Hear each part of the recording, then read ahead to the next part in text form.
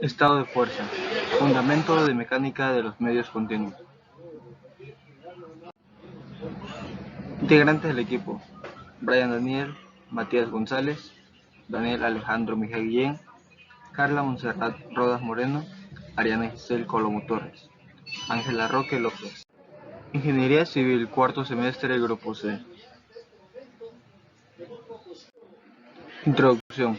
Una aplicación inmediata e interesante de los métodos continuos, en particular de los métodos para la determinación numérica e equivalores, es la determinación de los esfuerzos principales y las direcciones principales asociadas al estado de esfuerzo con un punto.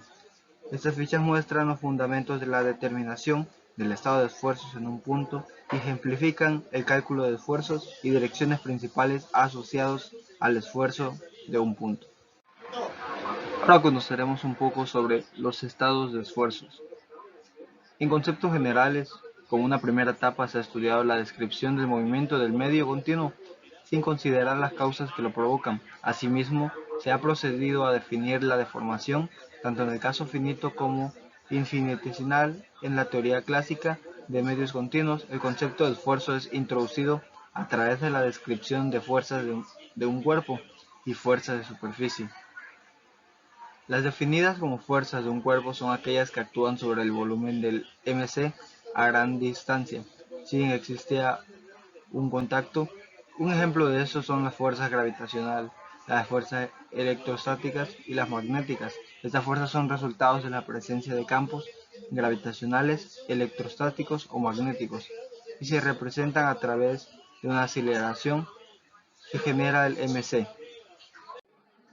Dentro de los estados de esfuerzo se encuentran los vectores de esfuerzo. Se considera que el vector de esfuerzo permite describir la fuerza de un punto de la superficie del cuerpo, el cual no toma en cuenta la curvatura de la superficie del elemento diferencial bajo análisis. Esto se ha asumido como un principio de esfuerzos de Cauchy, que es un axioma básico de la mecánica del continuo. Dentro de los estados de esfuerzos se encuentran descritos varios conceptos, de los cuales uno de ellos es el tensor de esfuerzos de Cauchy. ¿A qué se le conoce como tensor de esfuerzo de Cauchy? Se le define como un tensor de esfuerzo. A dicho tensor es simétrico y tiene la virtud de la existencia de equilibrio en momentos sobre los tres ejes coordenados.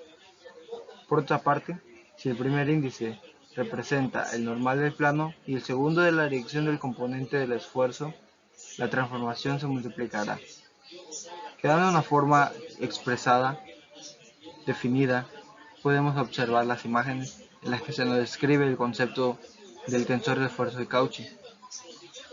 Se considera, a menos que se aprecie lo contrario, en un índice donde la dirección es del componente del esfuerzo y el segundo de dirección de la normal al plano, el vector en el cual el vector de esfuerzo actúa sobre el plano, cuya norma es E, es claro que T y J es igual a J representa las componentes normales a las componentes tangenciales.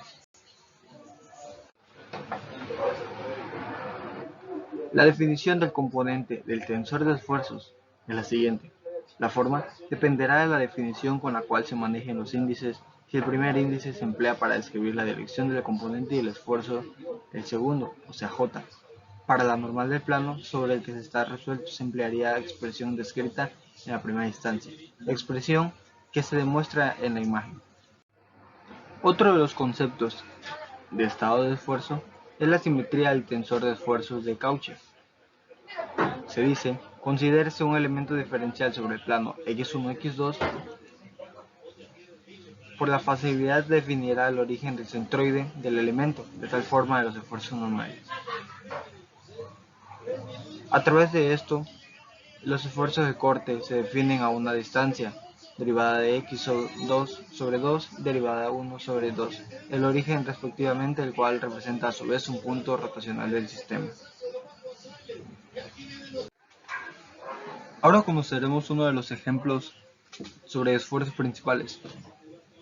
En virtud de que los componentes T y J asociados al tensor de esfuerzos pertenecen a los reales 1, 2, 3, 4, 5, 6, 7, 8 y 9, o cualquier número existente que dicho tensor es simétrico, entonces existirán al menos tres ejes de valores, esfuerzos principales. mutuamente perpendiculares entre sí. Esfuerzos cortantes máximos. Si bien en las direcciones principales las componentes de corte asociadas son nulas, en los que π/4 planos inclinados a un ángulo que se presentarán los cortantes máximos. Podemos definir a S como la orientación de los planos de un esfuerzo cortante máximo.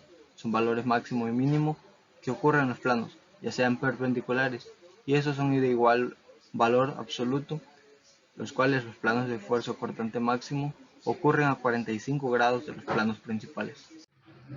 Tenemos el círculo de Moore.